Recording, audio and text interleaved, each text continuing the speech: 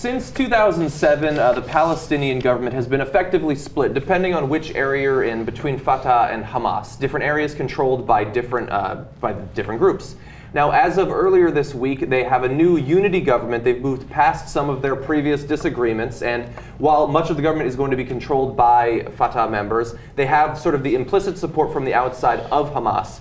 Now, of course, you're not going to be surprised to find out that most people don't like this, specifically the Israeli government, and also a lot of people are criticizing the fact that the US government has said that they will have some sort of relations with the new Palestinian unity government. Almost immediately after this government came out, and the US said that they would work with them, Benjamin Netanyahu came out strongly against it, saying, "I'm deeply troubled by the announcement that the US will work with the Palestinian government backed by Hamas. All those who genuinely seek peace must reject President Abbas's embrace of Hamas, and most especially, I think that the U.S. must make it absolutely clear to the Palestinian president that his pact with Hamas, a terrorist organization that seeks Israel's liquidation, is simply unacceptable." And to put sort of action behind their rhetoric, they announced shortly after that they were going to approve 1,500 more settlements in disputed areas, and they have the option of doing an additional 1,500 afterward. As if that has anything to do whatsoever with the makeup of the Palestinian government. All right, so let's break this down in a couple of ways. First of all, people always say, in a lot of places, oh, the U.S. government is controlled by Israel. Unfortunately, it sometimes appears to be true. We count out to this one particular ally way too much. But apparently we are not controlled by them, because here's the leader of Israel who says this is unacceptable, and the U.S. says, well, that's your opinion, man. And we find it acceptable, and we are going to work with them, and we're going to continue to send Fatah, the government that we have been sending them. So we disagree with our ally, and life moves on. So that's an interesting note. Okay. Now, second of all, Netanyahu says, Hamas is unacceptable, and no one should ever work with them. They deny Israel's right to exist.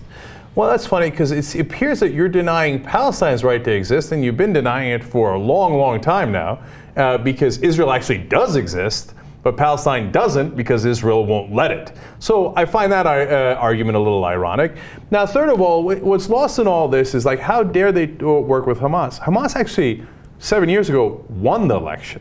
So everybody blames the split on Hamas. But the reality is Hamas won the election. We might not like that. I don't like Hamas. Hamas does do terrorism, right? They also do community things and stuff, but you watch the shows with... They do terrorism, and they, for a long time didn't recognize Israel, and that was a big part of that was a stumbling block in that area. But yeah, this is exactly what's supposed to happen. This is probably the best piece of news, I think, to happen in that part of the world I'm not exaggerating, since Carter.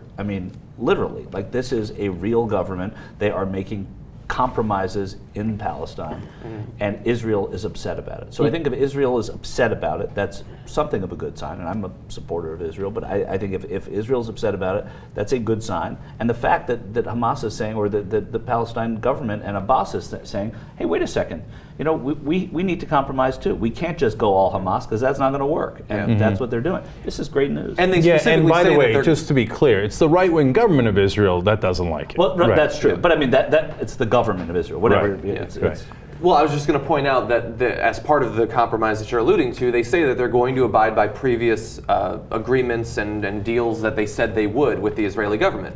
So it's not some radical turn in terms of how they're going to interact with Israel. It's just supposed to provide more and more accurate representation for the Palestinian people. And what is radical is it's just sort of government thinkers that are there now, as opposed to Hamas quote-unquote terrorists there, which are not. They were duly elected, as Cenk said. So this is a different flavor of person who is now going to be running the Palestine government. I think the Palestinian government, I think it's great. Right, and by the way, so you understand, so I don't like that Hamas won the election, but they did. There's a lot of elections that go the wrong way, in my opinion, all across the world. But it doesn't mean sad day for me. It doesn't mean that they need to be coddled either. Sure, but I don't think we've gotten any way towards coddling Hamas. No, we haven't. That's what I'm saying. Right. So, which I don't think we should have. So. Right. So, and what the right wing, whether it's here in the U.S. or in Israel, seems to never acknowledge is that you don't get to negotiate with your buddies. You have to negotiate with your enemies, right? That's the whole point of the negotiation. Right. So you don't get to pick your enemies. Oh, well, I don't want to deal with Hamas because they really don't like me.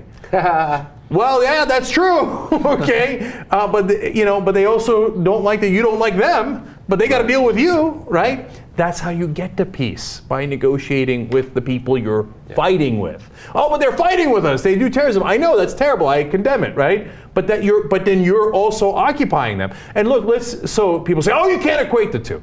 Okay, so I don't care. I don't want to equate the two. And of course, when you hit civilians, it's quote unquote worse. Also, by the way, understand that one group is denying the existence of another group. Like, they will not allow Palestine. That's what the whole negotiation is about, right? They're occupying them. So when you occupy somebody, it's like people pretend there's not force involved. But there is force involved. Like, so if you say, oh, well, I'm not going to listen to your gate, or I'm not going to listen to your wall, or I'm not going to listen to your orders, you will either be arrested, or if you show any signs of hostility during the arrest, you'll be shot and you'll be killed. You see, that's force, and that's against civilians. But when a state does it, and it's not just Israel, look, we do drone strikes here in the US against civilians all the time. You know, our president says we don't, but when we do. It's not like Putin doesn't do strikes against civilians when he's fighting the Chechens. They're all wrong. Okay, but to say when a state does it, it doesn't count. When a state does it, it doesn't count is not true. Okay, there's violence on both sides. That's why you have this situation where you need a peace agreement. And in order to get a peace agreement, you negotiate with the other side. Now the other side is unified, so they can actually negotiate for all Palestinians. As Michael pointed out, that's a great development. Yeah. But not from the point of view of Israel. No, but hey, look, the U.S. is doing the right thing from the here. point of view of Netanyahu. And that's what I mean. So that's the question, though. Aren't you surprised that the United States has decided to go against Israel and recognize them? And how come there isn't more of a cry on the right about this? Well, that's the better question. Like, so the U.S. is actually anything to do with Benghazi. No. So the U.S. has actually oftentimes not agreed with Israel. So they pushed for a two-state solution earlier than Israel did, and even Bush would get criticism for being too even-handed, and the right wing in Israel wouldn't like that. Oftentimes the Israeli government wouldn't like that. So that's not as uncommon as people think it is, right? Now, what is uncommon is the right wing not flipping out. I don't know why. Maybe they don't have time with the Bergdahl thing and the Benghazi and all the other things that they're flipping out over, and whether Hillary Clinton's using a walker on the cover of People magazine. I mean, maybe they're outraged out, but normally this is the kind of thing they're like, I knew it, Obama's with Hamas, we knew it, you know. Yeah. Because, and by the way, there's a reason for the right wing to do that here and also in Israel, because they don't want a peace agreement.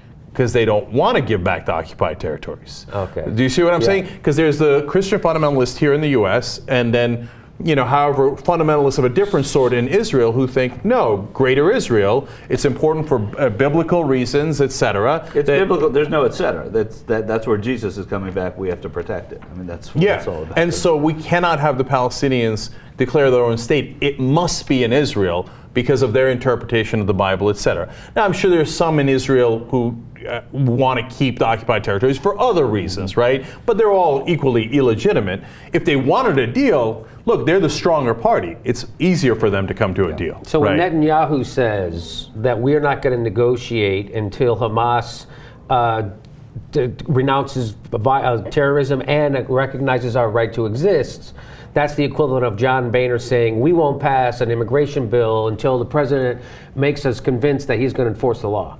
So those are two bullshit positions to not do the thing that you're supposed to do, right? Netanyahu and the right wing of Israel have never wanted to negotiate. They don't want it, right? They don't want. They'll find any excuse not to negotiate. Because if you don't want to negotiate, the Palestinians can say the same thing. Well, we're not going to negotiate until you stop occupying us. Right. And it's state-sponsored violence. And so until you stop the state-sponsored violence, you have to acknowledge our right to exist by letting us exist, right? So if you don't want to negotiate, there's a million reasons that you could find not to negotiate. Okay. There's an absolutism, too. I mean, Netanyahu's American educated in the times of Reagan, saw that foreign policy, the absolutist foreign policy. We're not going to negotiate. This is it. Tear down the wall. And all that. And so, it's not at all, even for a minute, surprising that he has taken this. What's surprising is that he won last time, to me.